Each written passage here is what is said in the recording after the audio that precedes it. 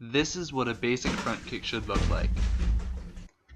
First, you bring your leg up to chambered position, and then you extend it to your target, deliver the force through your target, retract your leg back to chambered position, and lower your leg to where it started.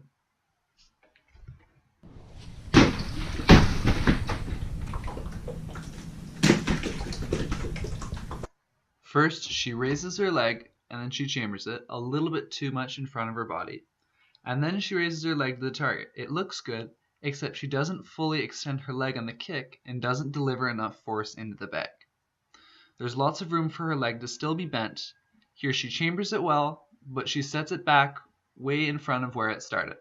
To do this correctly, you would set your foot back where you started and be in proper stance to finish the kick. So a couple things. First, we want to get into our proper combat stance. So face the bag with your hands up, your feet as if they're on two separate rails, right? They're spread out this way and they're spread out that way, right? And make sure your back heel is off the ground. Good. And you want your kick to be a little bit more linear. You want it on a straight line, a straight track. Don't bring it out.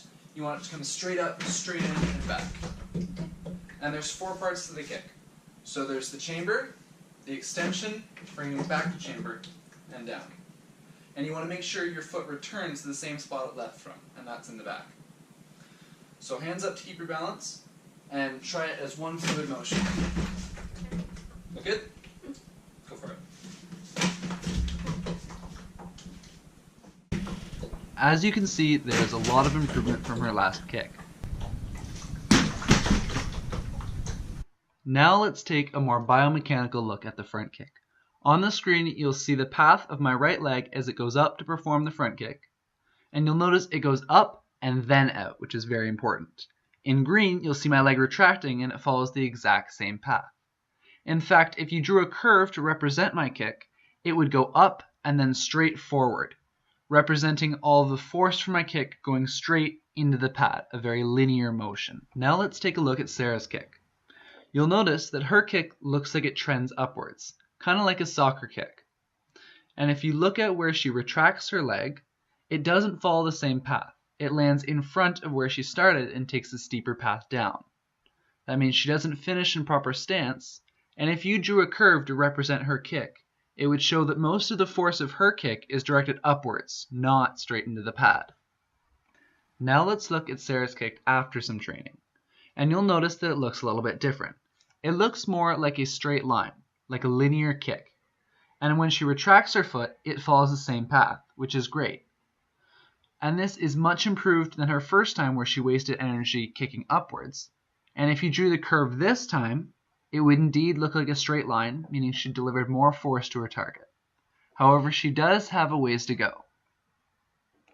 Now if we overlay all of our kicks onto the screen, you'll notice that my kick delivers a lot of force in the pad.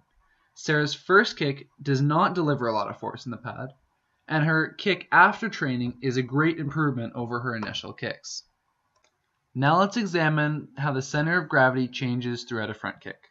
You'll notice that my base of support is wide, my center of gravity is on the low side, and it is directly above my base of support, meaning that I am stable in my combat stance before I perform my kick.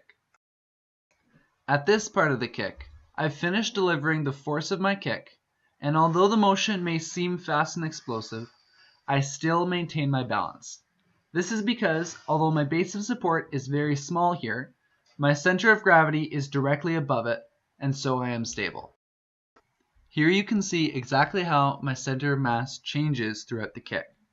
At first, I'm very stable, and then as I kick, my center of gravity moves forward along with my base of support, and I stay above it at all times, and then I retract to the original position and am stable again. Time to recap the parts of our front kick. First, we chamber our leg. Second, we extend it to the target and deliver the force through the target. Third, we retract our leg and rechamber it. Fourth, we place our leg back in combat stance. And remember, bring your leg up and then forwards to deliver your force through the target.